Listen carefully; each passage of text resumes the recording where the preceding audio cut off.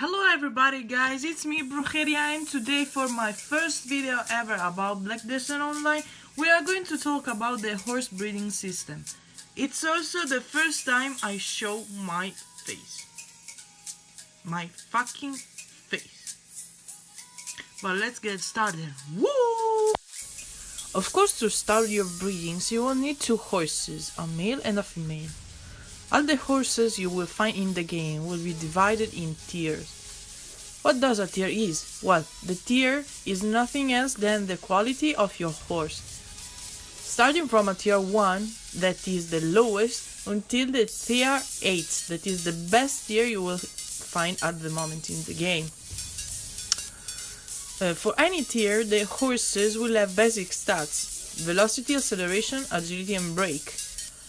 All the horses also have patterns. Adding patterns to a tier will allow the player to get different type of horses, more able in something than the others.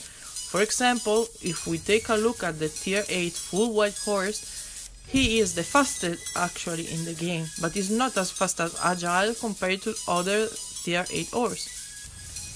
In this internet page, all the patterns are divided in letters, so 1 is the tier and A or B are the patterns. Then we meet the level of a horse. It goes from 1 to 30, and this allows you to grow your horse's stats, the skills he will learn, and also the consequence of this is the price when you will decide to sell it, and the quality of his future foal. For example, if I breed two horses, both tier 1 level 30, I will have these possibilities.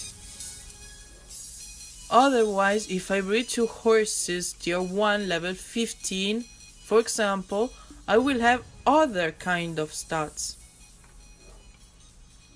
Any horse has three base colors: red, black and white. If I'm going to breed, for example, a tier 1 horse, you will see that he has in his description one red, one white and one black. So suppose that you want to breed this horse with the same kind of horse.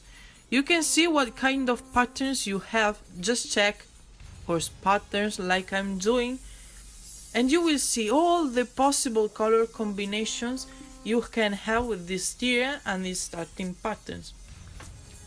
So taking for example two parents, both tier 1 level 30 and their respective colors, we can have these foals.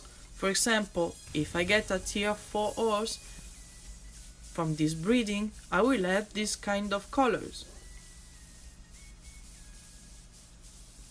If I get a tier 5, I will have other kind of colors, of course.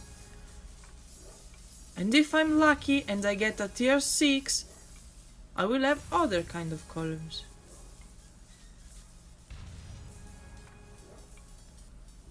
Let's go back to the page.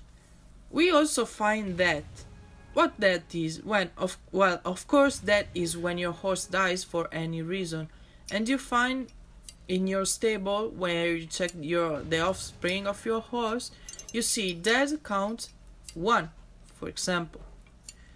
This does affect negatively the breeding result of the horses you are breeding, decreasing the percentage to get the best tier for the starting tier you are breeding. I will leave the examples right there. But also, when we go to the stable, we see exchange horse. What does this do? Well, it's easy. When your horse, for example, you have a male horse and a female horse that cannot breed anymore, you can get like an extra breeding, but you will have to put your male horse and female horse. These two horses will be deleted and will give you 100% another foal, but you are not sure that this foal will be the best or the worst kind of tier horse you can have from this breeding. But it works like if you are doing another breeding. So If the horses are not expensive and you're feeling lucky and you want one extra attempt, go for it.